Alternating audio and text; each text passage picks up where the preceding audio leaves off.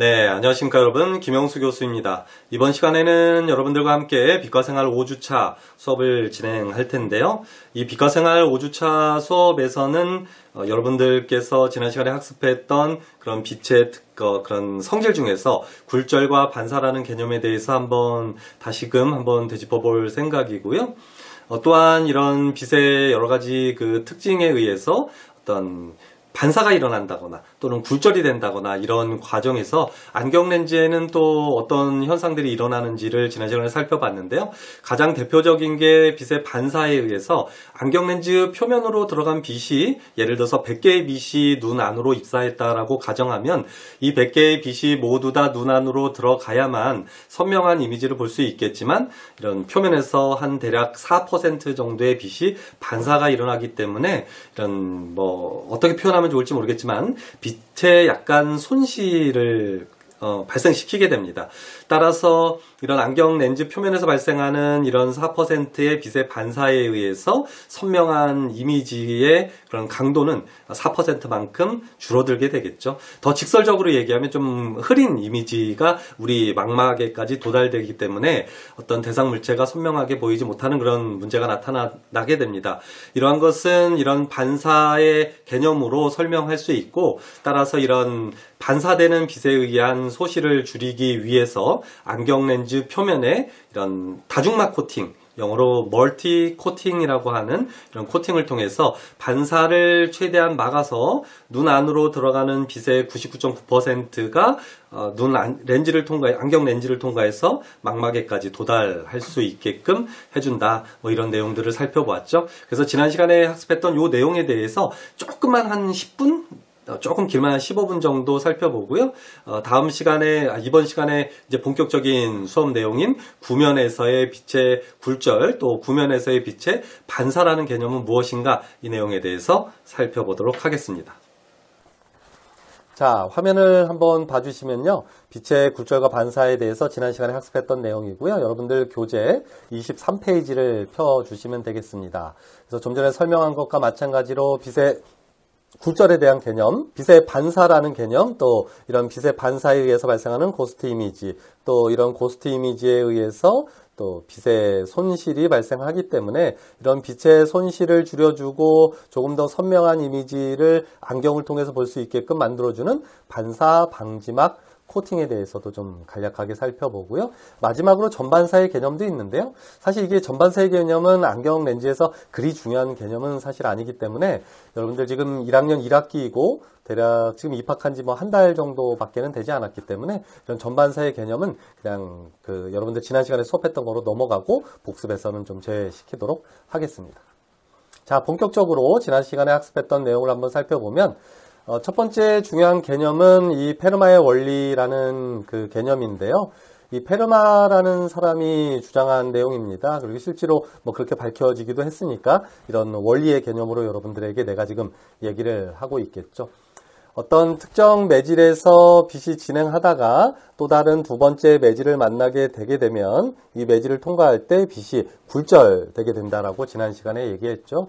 그런데 이런 빛의 굴절은 이 매질의 굴절률에 따라 달라지고 또 매질의 굴절률에 따라서 빛의 속도가 느려지기 때문에 꺾이는 정도가 달라지게 된다. 이런 개념도 살펴보았습니다. 그렇다면 이런 페르마의 원리라는 개념은 무엇이냐면 어떤 두 개의 매질이 놓여 있는 상태에서 그 매질의 바깥쪽인 A 지점과 B 지점을 통과하는 빛을 생각해 보았을 때 A라는 지점부터 B라는 지점까지 빛이 이동할 때 만약에 중간에 어떤 특정한 매질이 없다면 그냥 진공 중이라면 A라는 지점과 B라는 지점까지 일직선으로 빛이 이동하게 되겠죠. 그렇지만 이러한 A라는 지점과 B라는 지점에 어떤 특정한 매질이 2개 이상 있다라고 가정하게 되면 A라는 지점에서 B라는 지점까지 이동할 때 빛이 첫 번째 매질에서 한번 굴절이 될 거고요. 두 번째 매질에서 또 한번 굴절이 일어날 겁니다. 이러한 굴절과 굴절이 일어나는 상황에서 A라는 지점과 B라는 지점까지 빛이 이동하는 시간을 생각해 보면 그러면 빛은 과연 어떠한 형태로 A에서 B라는 지점까지 이동하게 되느냐. 그때 빛은 최소 시간이 걸리는 경로를 택해서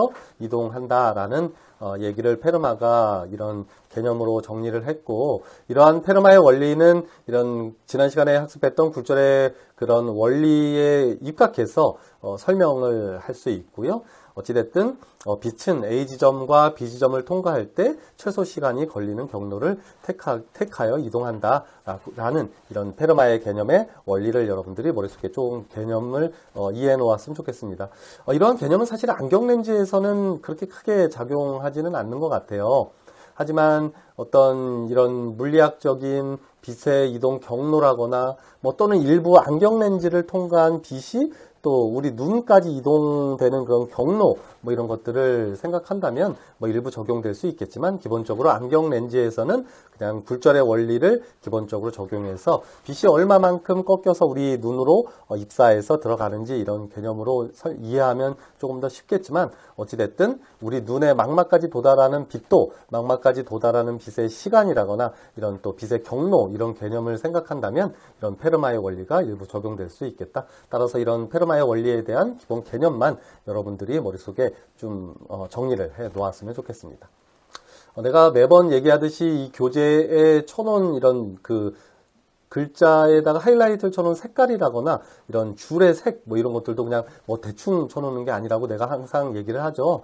그래서 이런 노란색으로 하이라이트를 쳐놓은 것들은 중요한 개념이 되는 거고요. 이런 초록색으로 쳐놓은 개념들도 노란색으로 하이라이트 쳐놓은 개념과 마찬가지로 중요하기는 하지만, 이러한 녹색으로 하이라이트를 쳐놓은 건 어떤 단어의 개념, 또 이런 단어들은 반드시 여러분들이 이해하고 넘어가야 앞으로 학습할 안경과학에 대한 전반적인 내용을 이해할 수 있는 단어다. 더 직설적으로 얘기하면 이런 초록색으로 하이라이트를 쳐놓은 단어들은 그래도 몇 번씩 되짚어가면서 암기 아닌 암기를 좀 했으면 좋겠다. 사실 이해를 하면 더 좋겠지만 그래도 이런 단어 같은 경우는 여러분들이 내 이름을 김영수라는 이름을 외우지 이걸 이해하는 그런 개념은 사실 아닐 수도 있거든요. 따라서 이런 초록색으로 그 하이라이트 쳐놓은 개념들은 여러분들이 안경과학과에서 3년 동안 전공 그 과목을 학습하면서 가장 기초가 되는 그런 단어들이라고 보면 됩니다. 외국어를 학습할 때도 여러 가지 단어들을 기반으로 해서 외국어를 배우게 되잖아요. 그것과 마찬가지의 개념이다라고 생각해주면 좋겠습니다. 어찌됐든 또 계속 이런 얘기하다 보면 길어지니까 각설하고, 자, 두 번째 개념으로 넘어가 볼게요. 자, 빛의 굴절이라는 개념입니다. 지난 시간에 내가 어떻게 설명했냐면, 한 매질에서 다른 매질로 빛이 진행할 때 그냥 일직선으로 쭉 하고 진행하는 것이 아니라 이런 매질의 굴절률에 따라서 빛이 꺾이는 그런 현상을 굴절 현상이다라고 얘기했고, 단어로는 굴절이다라고 설명을 했습니다. 영어로 refraction이라고 하는데요. 이런 빛의 굴절은 아무렇게나 저 마음대로 막 꺾이는 것이 아니라 일정한 규칙을 가지고 빛이 꺾인다라고 얘기를 하면서 이런 빛의 그런 굴절을 정의하는 그런 굴절의 법칙에 대해서 한번 설명했죠. 자, 한번 넘어가 보도록 하겠습니다. 자, 화면을 보면서 한번 설명을 해볼게요. 빛의 법칙은 크게 간단하게 두 가지 개념으로 정리할 수 있습니다. 빛이 입사하는 입사 광선이 있을 거고요. 이 입사 광선, 또 빛이 어떤 특정 매질에서 굴절되는 또 굴절 광선도 있습니다. 또 이 입사하는 그 입사 표면에 수직으로 세운 하나의 가상의 선을 우리는 법선이라고 얘기를 합니다. 그래서 이런 입사 광선과 굴절 광선, 또 법선은 단일 하나의 평면상에 존재한다라는 것이 굴절의 제1법칙이 되겠습니다.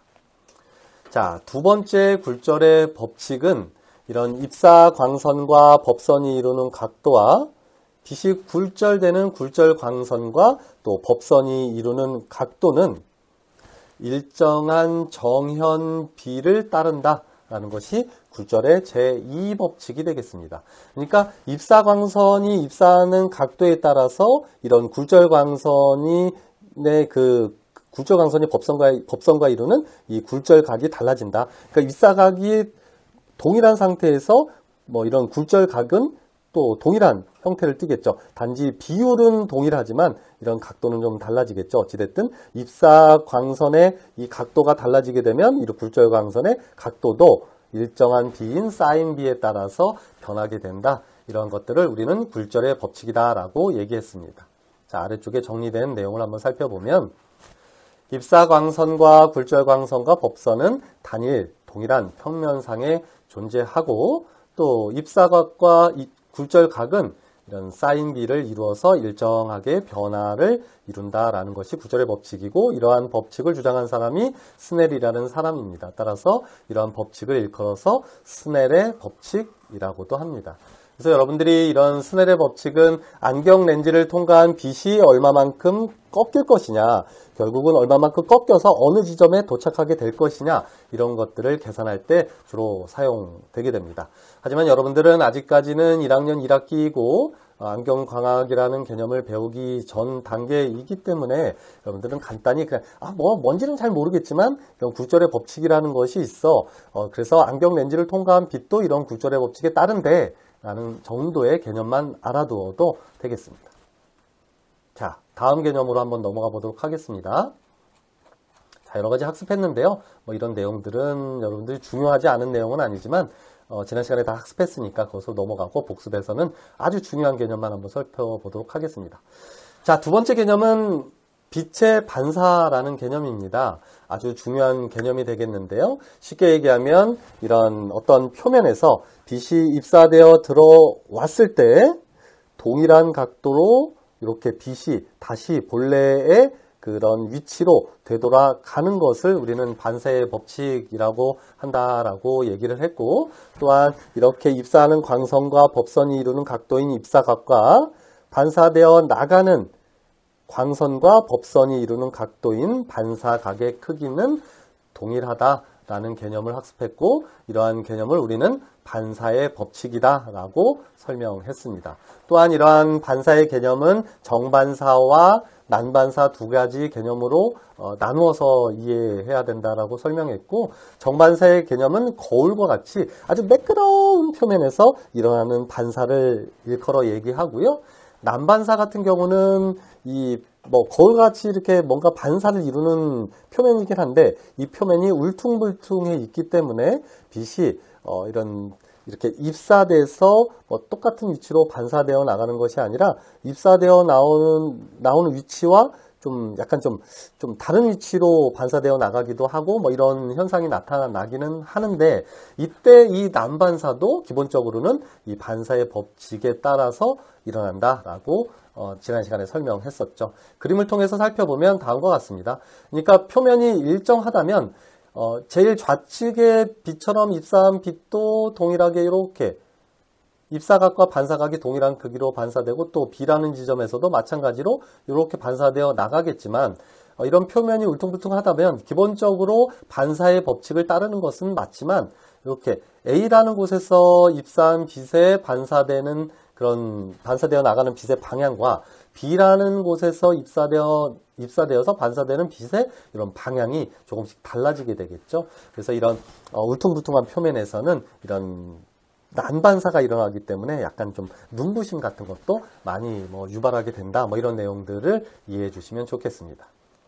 자, 그리고 두 번째 개념은 화면에서 보는 것과 마찬가지로 이런 반사의 개념은 그 표면이 매끄러운 상태에서 여러분들이 아침에 거울을 보면서 그 매끄러운 거울면에서 양치를 한다라고 생각해 보면 그 거울면과 나와의 거리가 이 거울면과 내가 바라보는 그런 허상, 내 얼굴의 허상의 위치까지 그 거리는 동일하다라고 얘기했죠. 이것은 반사의 법칙에 의해서 나타나는 거고, 여러분들도 따라서 이렇게 양치를 하거나 세수를 하면서 거울을 바라볼 때 이러한 개념을 생각해 주었으면 좋겠어요.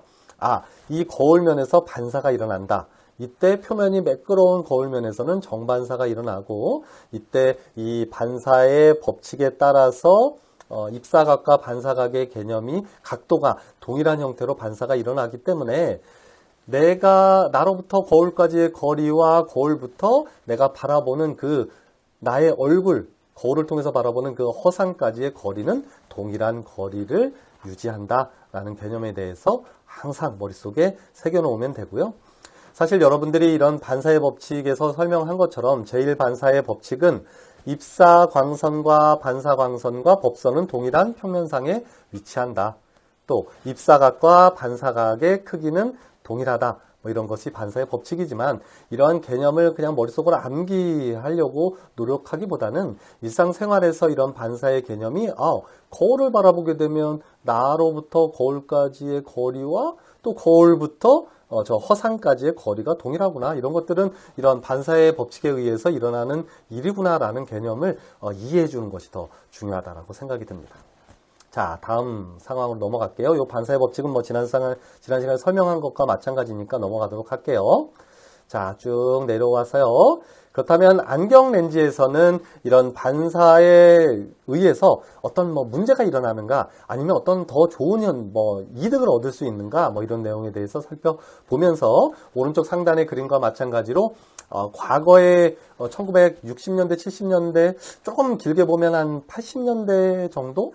90년대까지도 있었던 것 같아요. 제가 처음에 그 안경과학과를 다니면서 이제 그 현장 실습을 나갔을 때만 해도 안경 렌즈가 크게 세 가지 종류의 안경 렌즈가 있었고 가격이 좀 달랐던 것 같아요. 저도 정확히 기억은 안 나요. 하도 오래된 일이라서. 근데 그러니까 지금으로부터 한 30년 전 얘기니까요. 그래서 그때 당시 현장 실습을 할 때 보면 코팅이 되어 있지 않은 그냥 일반 그냥 노 코팅 렌즈라는 것이 있었고, 또 한쪽 면에만 코팅이 되어 있는 그런 단면 코팅의 렌즈가 있었어요. 그때 그런 렌즈를 뭐라고 불렀는데 제가 그 이름은 잘 기억이 안 나요. 어찌됐든 그런 것도 있었고, 전면과 후면에 모두 다 코팅이 되어 있는 양면 코팅이 되어 있는 렌즈도 있었고, 그래서 이런 그 가격대도 전부 다 그 달랐었고요.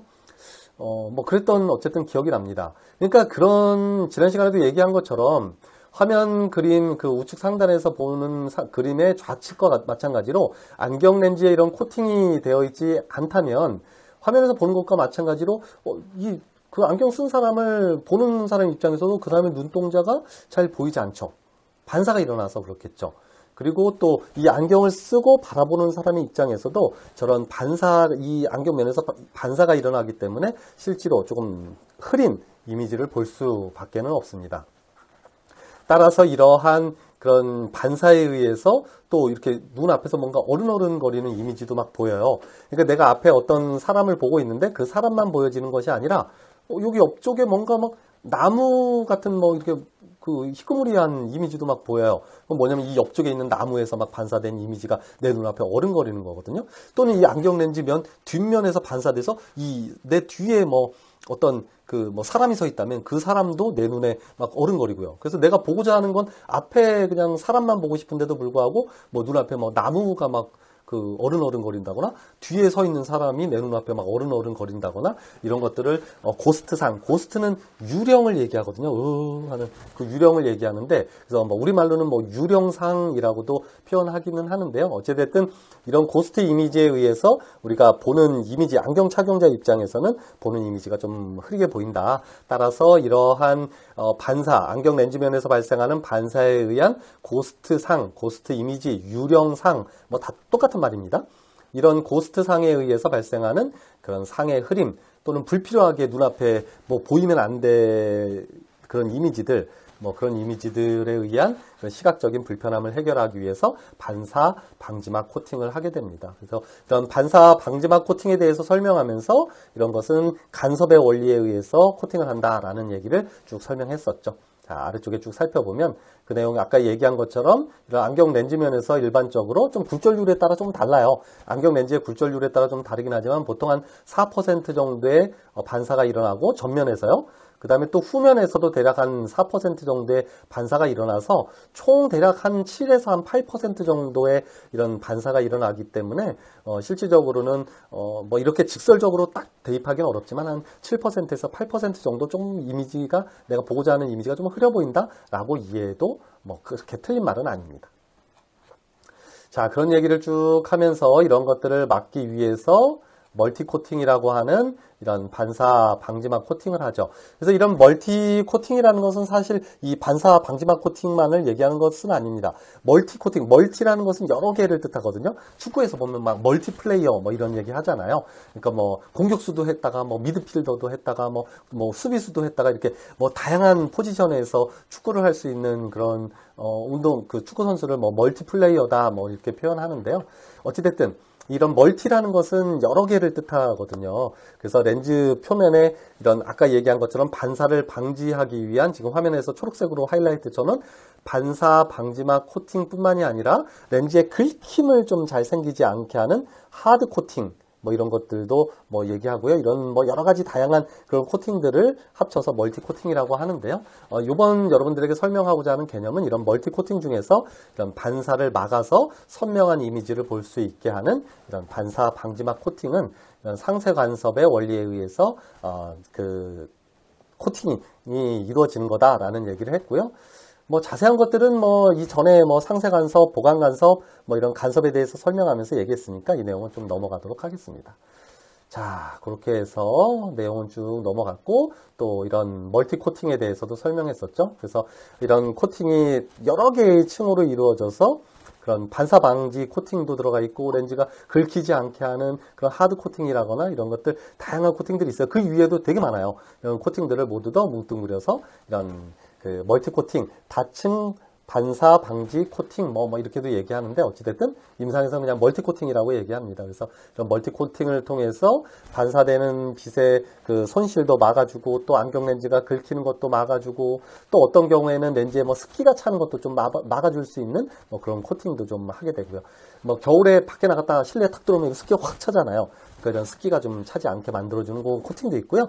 다양한 코팅들이 있습니다. 그런 걸 모두 뭉뚱그려서 다층 반사 방지막 코팅, 뭐 또는 그냥 뭐 멀티 코팅 뭐 이렇게 얘기하기도 합니다. 전반사의 개념은 그냥 넘어갈게요. 이거는 뭐 기하과학 시간에 학습할 거니까요. 그냥 한 번쯤 읽어보고 아 임계각이라는 게 있고 또 전반사라는 개념이 있구나라는 것만 알아두면 좋겠습니다. 자, 이렇게 해서 지난 시간에 학습했던 내용을 마무리하고요. 너무 내가 오래 떠들었는데요. 자, 이번 시간에 학습해야 할 내용을 살펴보도록 하겠습니다.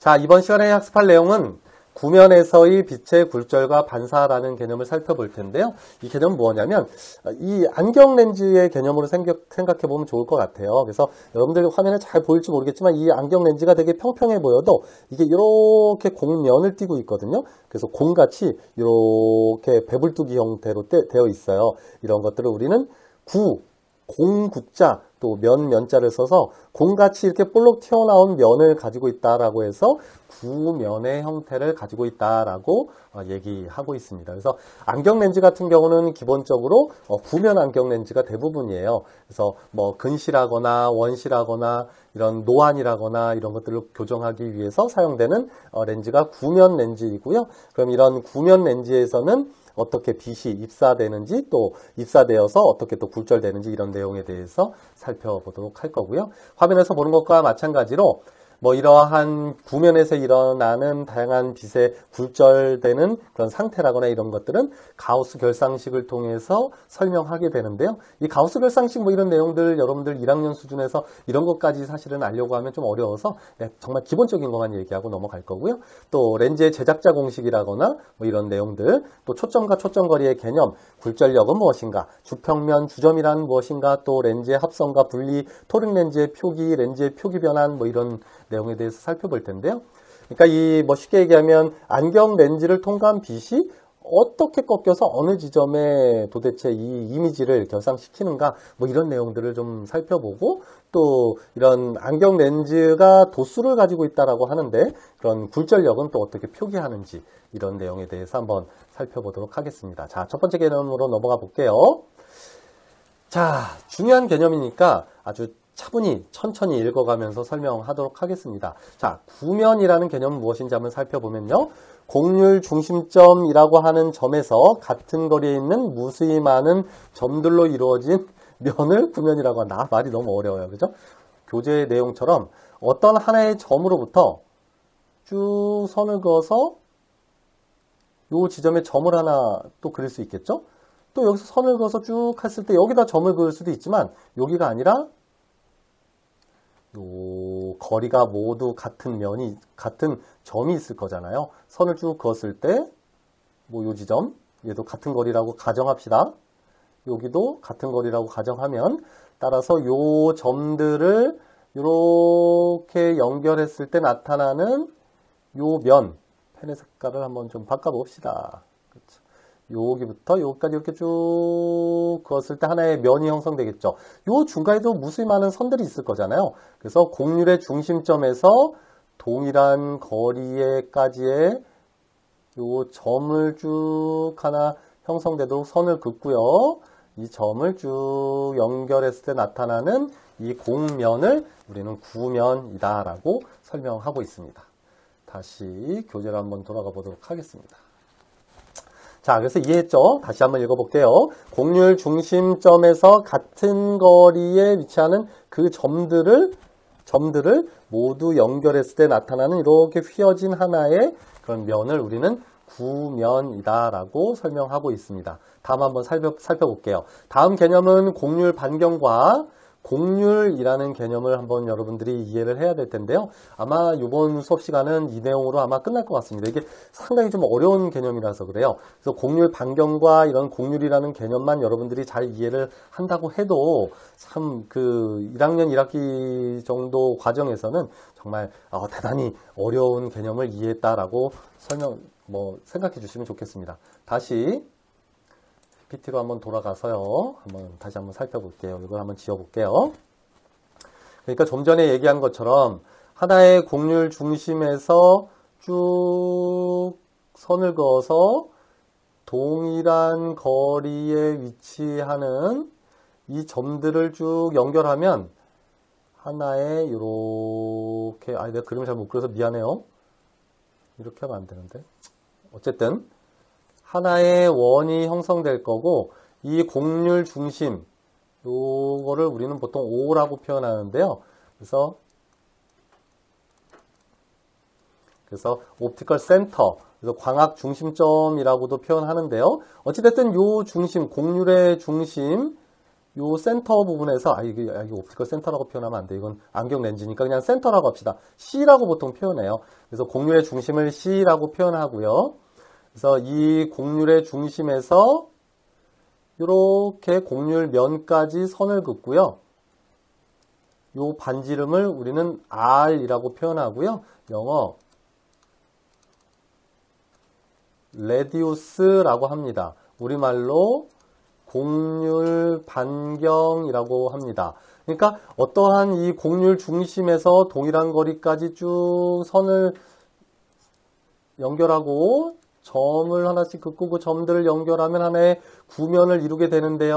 이 구면의 곡률 중심부터 이 구면까지의 요 거리 R을 우리는 곡률 반경이다라고 표현합니다. 이 곡률 반경은요. 원이 커지면 커질수록 다시 한번 그려볼까요? 원이 어마어마하게 커지게 되면 이 곡률 중심부터 면까지인 곡률 반경 R은 커지게 됩니다. 원이 조그맣게 되면요. 이 원의 중앙인 곡률 중심에서 이 면까지의 거리인 곡률 반경 R은 작아지게 되죠. 그래서 이렇게 표현해 주면 좋을 것 같아요. 그래서 이 원의 크기가 커지면 커질수록 이 곡률 반경은 증가한다라고 생각해 주면 좋을 것 같고요. 이 구면의 그런 면을 이루는 면이 구성하는 이런 원의 크기가 작아지면 작아질수록 이 곡률 반경은 작아진다라고 이해해 주면 좋을 것 같습니다. 그러면 또 다른 개념을 한번 살펴볼 텐데요. 이제 곡률이라는 개념을 살펴봐야 될 것 같아요. 좀 전에 내가 뭐라 했어요? 곡률 반경은 하나의 원에서 구면에서 이 원의 중심점인 곡률 중심에서 이 구면까지의 요 거리 R을 얘기한다고 했죠. 여러분들 그냥 학교 다닐 때 중고등학교, 초등학교 때 배웠던 그 개념을 이해하면 좀 더 쉬울 텐데요.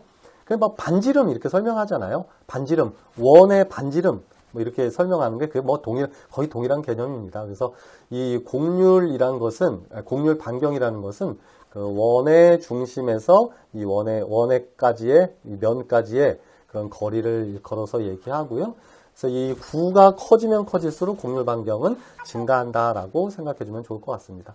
그럼 이 곡률이라는 개념은 뭐냐면 이 원이 얼마만큼 휘어져 있는지 펴져 있는지를 나타내는 개념이라고 보면 돼요. 그래서 잘 보세요. 어마어마하게 큰 원이 있고요. 이렇게 조그만 원이 있다라고 얘기하면 여기서 미끄럼을 여러분들이 탄다라고 한번 가정해 보세요. 그럼 슬금슬금 이렇게 미끄러지겠죠? 그죠? 슬금슬금 미끄러지는데 어떻겠어요? 아무래도 이게 지금 거의 수직면에 가깝기 때문에 아주 빠른 속도로 이렇게 떨어질 거잖아요. 그죠? 그런데 이런 경우는 어떻겠어요? 원이 작은 경우에는 여기서 미끄럼을 탄다면 슬금 떨어지다가 이렇게 떨어지겠죠? 그죠? 그러니까 어떻게 되겠어요? 이렇게. 그러니까 원의 크기가 클 때보다는 원의 크기가 작을 때, 뭐 미끄럼을 타면 이제 뭐 천천히 좀 미끄러진다 할까요? 뭐 그렇게 이해하면 좀 적절한 건 아니지만 어쨌든 이건 이해가 됐죠. 그래서 큰 원과 작은 원의 개념으로 여러분들이 처음에 생각을 해주면 되고요. 이때 이 원이 어때요? 이 원이 되게 많이 이렇게 휘어진 느낌인가요? 아니면 이렇게 평면에 가깝게 좀 펴진 느낌인가요? 자, 두 번째, 작은 원은 이 곡면이 되게 많이 휘어져 보이나요? 아니면 이렇게 좀 더 상대적으로 좀 평평해 보이나요? 두 개를 비교했을 때 어떤가요? 그렇죠. 원이 커지면 커질수록 거의 이렇게 수평면에 가깝게 좀 약간 좀 펴져 있는 듯한 느낌이죠. 이런 것을 곡률이 작다라고 설명합니다. 반대로 이런 것처럼 많이 곡률이 많이 휘어져 있는 상태를 우리는 곡률이 크다라고 설명합니다. 자, 두 번째, 그러면 곡률과 곡률 반경의 개념으로 한번 설명해 볼게요. 자, 이 큰 원의 곡률의 중심은 어디 있겠어요? 여기쯤 있겠죠. 그러면 여기부터 여기까지인 곡률 중심인 C부터 이 곡률의 면까지 거리는 반지름 R, 뭐라고 표현했어요? 곡률 반경이라고 표현했죠. 또 얘도 마찬가지로 곡률 중심에서 이 구면까지의 거리 R을 우리는 곡률 반경이다라고 얘기했죠. 자, 그럼 두 개의 개념을 여러분들이 그림을 통해서 이해할 수 있을 것 같아요. 자, 무슨 얘기냐면 곡률 반경이 크다는 얘기는 원이 어마어마하게 크다는 얘기가 되고 곡률은 작아진다. 즉, 이 면이 휘어진 정도는 작아진다라고 생각해주면 좋을 것 같아요. 다시 정리 한번 해볼게요. 곡률 반경이 크다는 얘기는 원의 크기가 크다는 얘기가 되고요. 얘는 뭐가 되나요? 곡률이 작아진다. 즉, 덜 휘어져 있다라고 정리하면 좋을 것 같고요. 자, 이 작은 원을 한번 설명해 볼게요. 곡률 반경이 작다는 의미는 원의 크기가 어떻다는 얘기예요? 작다는 의미가 되고 곡률, 즉 휘어진 정도는 심해진다, 커진다 이렇게 이해를 해주면 좋겠습니다. 다시 교재로 돌아갈게요.